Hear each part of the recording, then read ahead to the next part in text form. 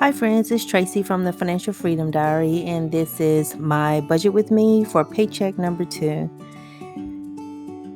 I'm going to start off by writing down my pay. I actually got a little surprise in my check, and I know I told you guys that I'm salaried, and so my pay normally does not change, but this paycheck I actually got a small little bonus for $500, but of course I had to pay taxes, so I got to take home about $351 out of that.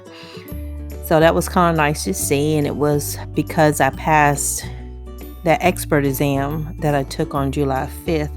I didn't expect that. I just like to, if there's a test, I like to take them for some strange reason. I like to pass these types of things. Sometimes I don't even read the fine print on what I'll get out of doing that.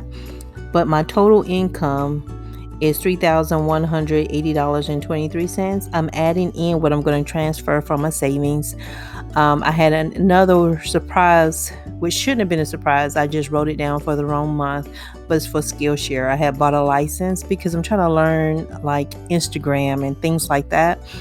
And it was pretty cheap. So I'm like, I'll pay for that for a year just so I can learn how these things work. So I can post good content when I do use them and use it properly.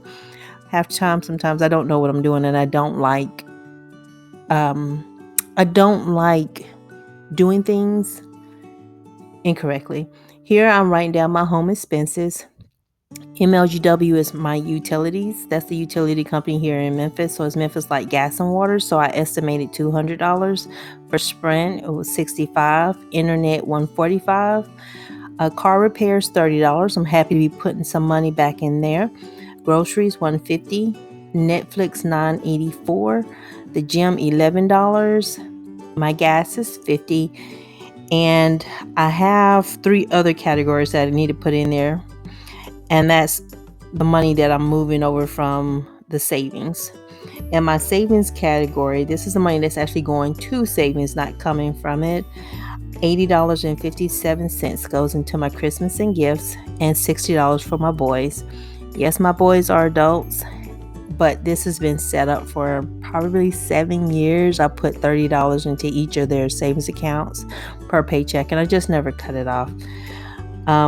My oldest son is going to turn 25 on the 15th, so I'm going to take out some cash for him because he'd rather have cash than a gift. My Sam's Club is going to be renewed on the 20th, and so I'm taking out $50 for that, and Skillshare is $99. Now my insurances, my life insurance is $577.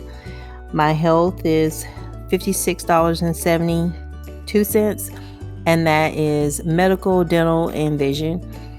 Auto insurance $100.09, and I think my auto insurance might be going up, I think by $1 or so. And so now I'm just writing down the totals per category. So the totals for the insurance was $162.58.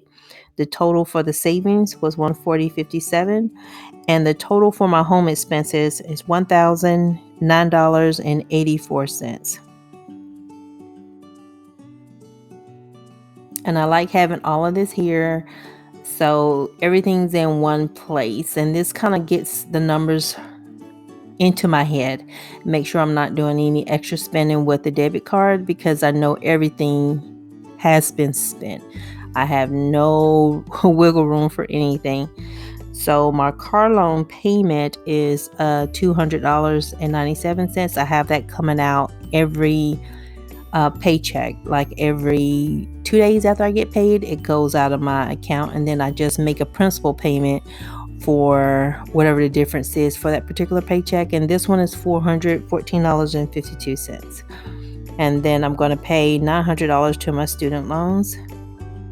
And the total for my debt for this paycheck that I'm going to pay out is $1,515.49. And down at the bottom, I like to put down my income minus my expenses.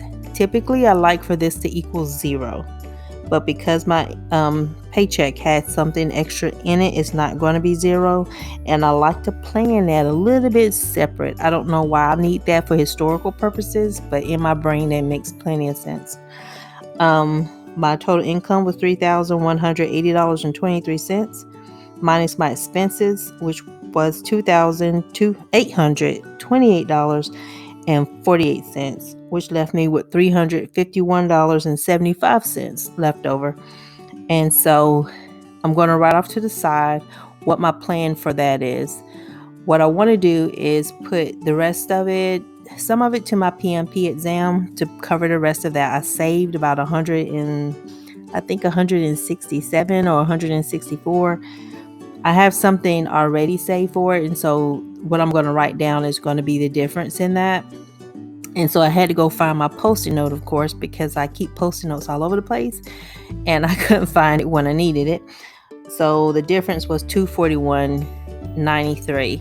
And so I've been considering if I'm going to keep that in my primary checking account or move it over to Capital One 360.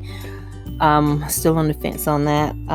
My car loan is going to get the difference, which is just $109.82, and that equals to $371.75. So yeah, the PMP exam is really a Tracy thing, not a work thing. But I actually want to thank you all for watching my videos. I appreciate each and every last one of you who have been commenting. It means a lot to me. And thank you to all my new subscribers. All I'm doing right here is just highlighting my headers. It's just one of those little things that make it stand out for me. Have a super fantastic day, evening, or afternoon. Bye.